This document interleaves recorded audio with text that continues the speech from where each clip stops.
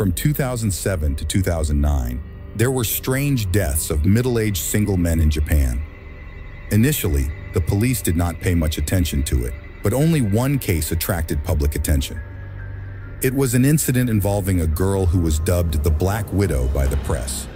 Kanae Kijima was born on November 27, 1974, in Nakashibetsu, Japan.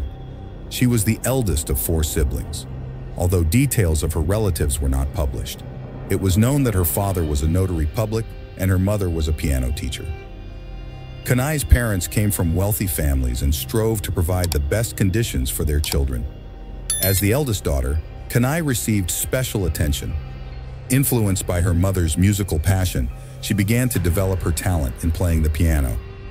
At an early age, her abilities became evident, and she even performed recitals on various stages and participated in prestigious competitions. However, this was not Kanae's only interest. At the age of 9, she already knew how to cook, which, according to her mother, boded well for her future as a wife. In order to raise a decent generation, the father imposed severe discipline at home, including limiting access to television. He also gave the children little or no money for personal expenses. Kanae easily coped with the first harsh parental rules. She was active and an excellent student. However, the problem of limited access to money was much more difficult for her to cope with. The girl was prone to luxury and wastefulness. Her father's strictness seemed unbearable to her, and soon she gave in to her instincts. In high school, Kanae learned that her father kept at home $21,000 in cash and embezzled this money, which he then spent on clothes and handbags exclusive brands. As soon as her father found out, he punished Kanae by reducing her allowance. But contrary to her father's wishes, the girl did not regret it, but on the contrary, she craved even more money. So she got into the intriguing world of dating. Having gathered courage, Kanae began to offer her company to older men in exchange for generous monetary rewards. In this context, she entered into a relationship with a man in his 40s, whose identity is unknown. While under his influence, Kanae stole the bank book of one of her classmates, and the two of them withdrew about $80,000 from it. When authorities discovered them, they were arrested and brought to trial. But because Kanae was still a minor, she received a suspended sentence. Despite this, she maintained an excellent academic record and successfully completed high school.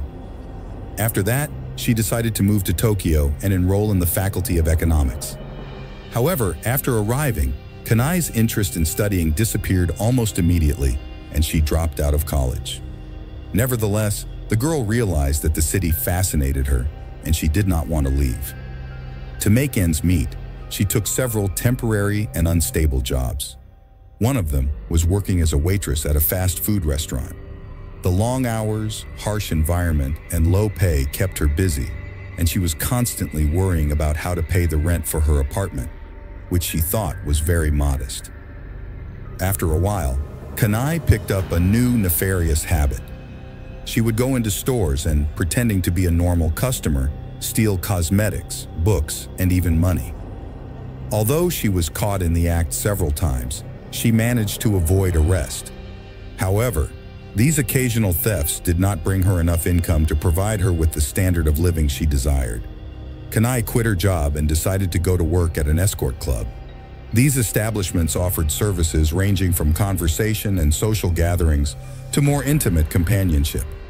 Clients were able to choose a woman based on the information provided, but with her height of 5 feet and weight of 105 kilograms, Kanae didn't meet conventional beauty standards and initially didn't attract much attention. But that all changed when she met a pimp named Takeuchi, who became her mentor. He taught her how to satisfy men, inspired her to create an entire marketing strategy, and told her that she needed middle-aged or older men with low self-esteem who were not inclined to want the women they really wanted. After realizing the value of her own skills and worth, Kanae learned how to make emotional connections with her partners. She discovered that kindness and consideration contributed not only to attention, but also to appreciation. Kanae became an expert in the art of seduction, skillfully reading people and understanding what they wanted. At the time, she took the pseudonym Sakurai and made up the story that her father was a professor at a prestigious Tokyo university. On other occasions, she posed as either a nurse, a therapist, or a famous chef. All of these made-up stories created an appealing image. In this new role, one of the clients was Sadao Fukuyama. They met in February 2001 in a bar, and the communication was so intense that in 2 weeks they became lovers. But not only that, the man, previously characterized by frugality and careful spending, made the mistake of trusting her, which Kanae shamelessly took advantage of. To begin with, she made up a story about the death of her parents in a plane crash and told him that she could not pay for tuition at a music school in Boston, where on allegedly studying, Sadao promised to cover all expenses, and she in turn would come from the US once a month and meet with him. The men looked forward to these visits, elegantly dressed and in love with the woman he considered his fiancée. And Kanae took the opportunity to empty most of his savings.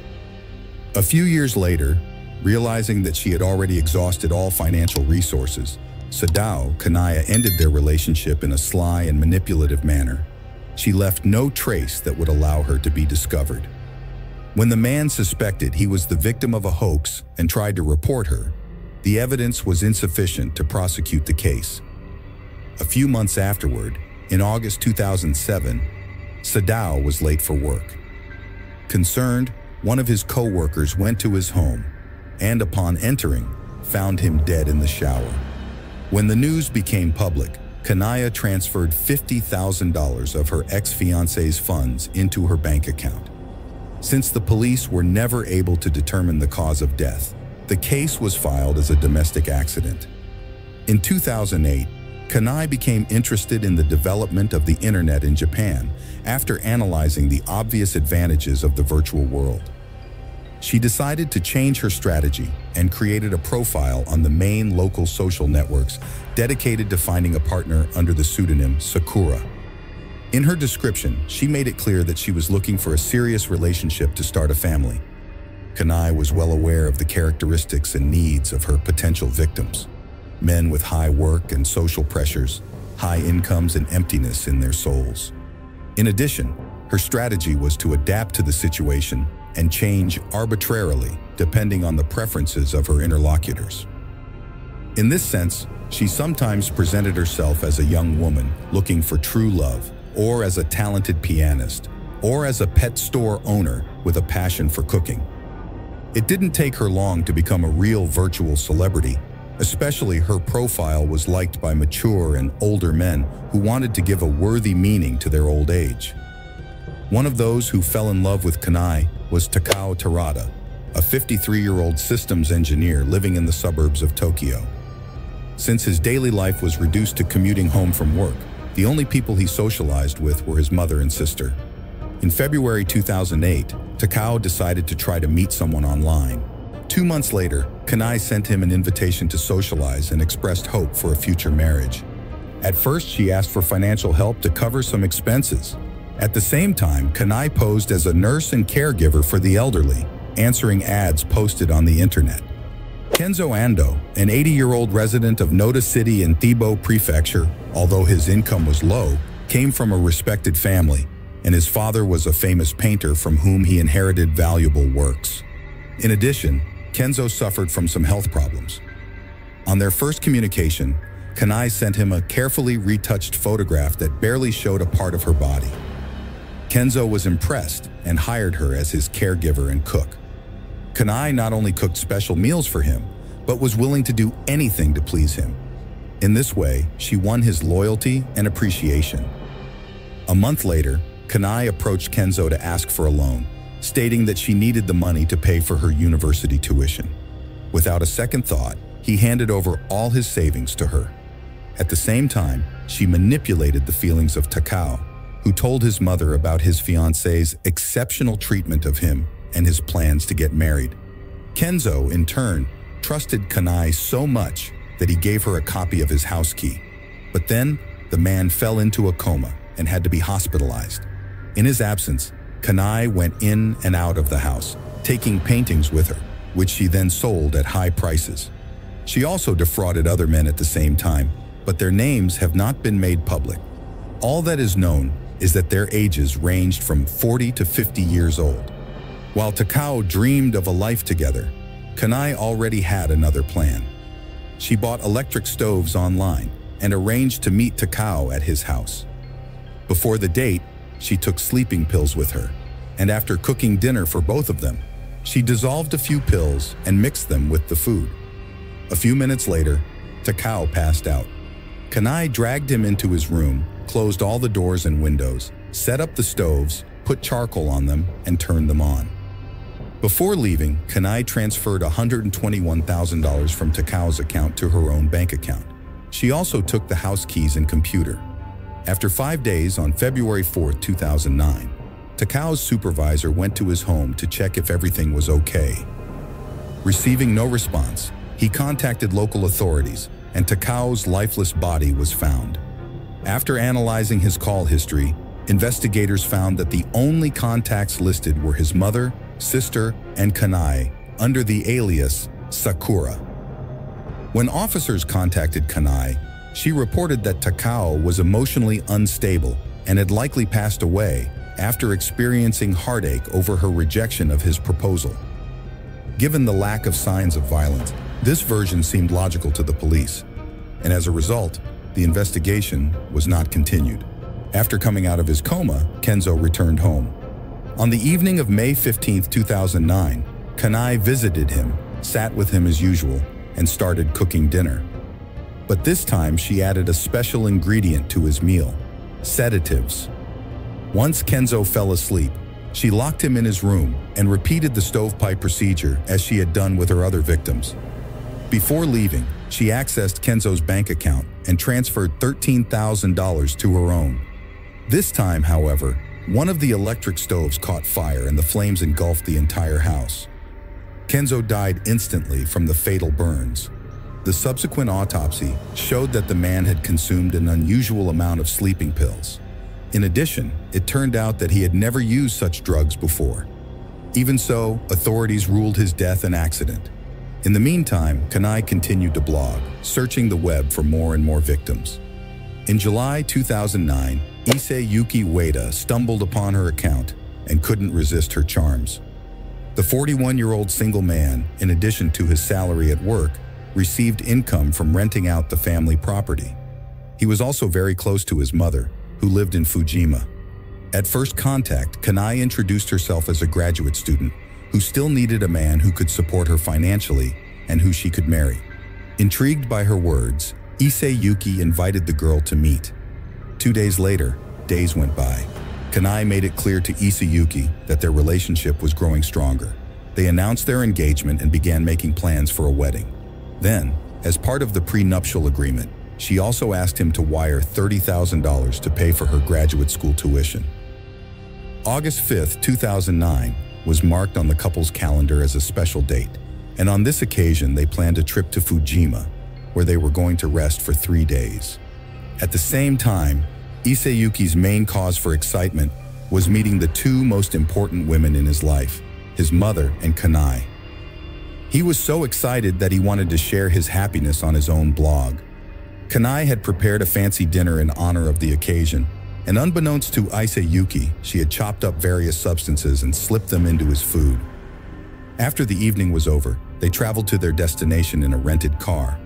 Arriving in the town of Fujimi, the couple stopped in a parking lot. It was then that the pills began to take effect on Issei Yuki, and he fell into a deep sleep. After that, Kanae turned on the electric stove, lit the coals, and left the man locked in the car. Everything was familiar, but this time she made a mistake. Kanae forgot to leave the keys in the car. At that time, the only surveillance camera recorded her leaving the parking lot. Kanae then stole $35,000 from Issei Yuki's account. When police officers discovered the body, they initially assumed the man had passed away on his own. But when it was discovered that the car keys were nowhere to be found, it caused bewilderment. Almost immediately, that feeling turned to suspicion, as no note justifying Issei Yuki's actions was found. Furthermore, there were no traces of charcoal from the car on his hands or clothes. There were also no matches found. After the words of his mother and Issei Yuki, her son seemed to have no reason to make such a drastic decision. In fact, he was more than happy with what life was offering him, as confirmed by investigators by studying his blog. The autopsy revealed that the cause of death was carbon monoxide poisoning, but it also revealed another detail: traces of tranquilizers in his system. Putting everything together, the police noticed that 3 bachelors had died together with Isayuki in the same year under similar circumstances, raising fears and suspicions. When the police gained access to the security camera footage, Kanae was exposed. However, the lack of additional cameras prevented the discovery of important evidence. From that point on, all investigations centered on her. Then, after analyzing Isayuki's computer, it was revealed how they met. When the investigators approached Kanae, she stated that she had met Isayuki the day before and left him alone. She also speculated that the man might have done something to himself after she left. But despite Kanae's statement, the police decided to launch a thorough investigation, gathering information on all the deaths and fraud cases that linked her to those involved. On September 15, 2009, Kanae again made contact with another 43-year-old man on the virtual platform, but his name remained unknown. In this case, the girl posed as an American student studying cooking in Japan. She also led him to believe that she was having family problems and financial difficulties with her tuition fees. Finally, Kanae informed him that she was willing to give up everything, including her studies, to be with him. The next day, her lover sent her $17,000, and a few days later, Kanae moved into his house. She bought 2 electric stoves, then cut all the fire alarm wires in the house. Kanae's plan was thwarted when the groom's sister arrived at the residence on September 23, 2009, with the idea of staying for a few days. The girl immediately became suspicious of her new sister-in-law and tried to convince her brother not to continue the relationship. The case worsened when he told her about the strange circumstances of acquaintance and the money he lent her. The sister then decided to follow her intuition and told the police everything she knew. On September 25th, police officers arrived at the residence and arrested Kanae on fraud charges. When they searched the room, they found that all the alarm devices had been disabled, indicating that the girl was about to perform a characteristic procedure. The search also uncovered various medications, including several classes of drugs that cause drowsiness and sedation.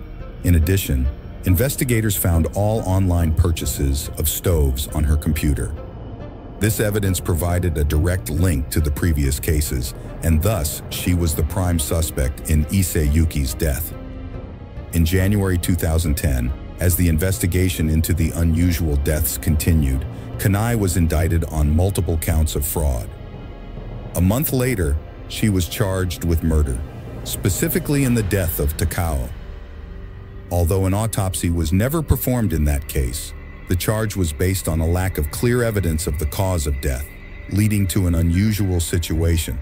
During the trial, she pleaded not guilty, claiming that their deaths were accidental or a personal decision of the men. This was consistent with the strategy of her defense, which sought an acquittal, citing a lack of hard evidence. In the absence of such direct evidence, as well as witnesses and confessions, the prosecution emphasized the importance of circumstantial evidence, such as her presence with the victims before their deaths, similarities in the causes of death, and the results of body tests. It was shown that the men had consumed a drug that was also found in Kanae's possession. The prosecution also said that the girl obtained large loans from 3 of her victims and killed them to avoid repaying the money. Prosecutors believe Kanae used charcoal electric stoves to poison the 3 victims to confuse authorities, as death by poisoning is a common way of passing away in Japan. Finally, on April 13, 2012, a jury found Kanae guilty of murdering 3 men and, as a result, the court sentenced her to death. Doomed to the death penalty, Kanae continued to blog about her experiences. The fame she gained even earned her the financial support of some fans willing to improve her living conditions. Incredibly, one of the fans who gave her financial support ended up marrying Kanae. This happened in 2015, and the man was reportedly around 60 years old. However, after an accident, he became disabled, making it impossible for him to continue supporting her financially, and that's when Kanae divorced him. Kanae also used her time behind bars to write her memoirs, which were then published weekly in a women's magazine. At the same time, she published an autobiographical novel, Praise. 100 days after her divorce, Kanae remarried, this time to a real estate entrepreneur. However, a few months later, they divorced in 2018. Kanae decided to marry again, and this time, the chosen one was a 140-year-old man who worked at the publishing house responsible for publishing her book. While awaiting execution, Kanae continued to lead an active and controversial life, drawing both admiration and condemnation. Thanks for watching, friends. What do you think about this story? Share your thoughts in the comments. I'm always interested in your opinions. Subscribe to my channel, there's much more to come. See you next time.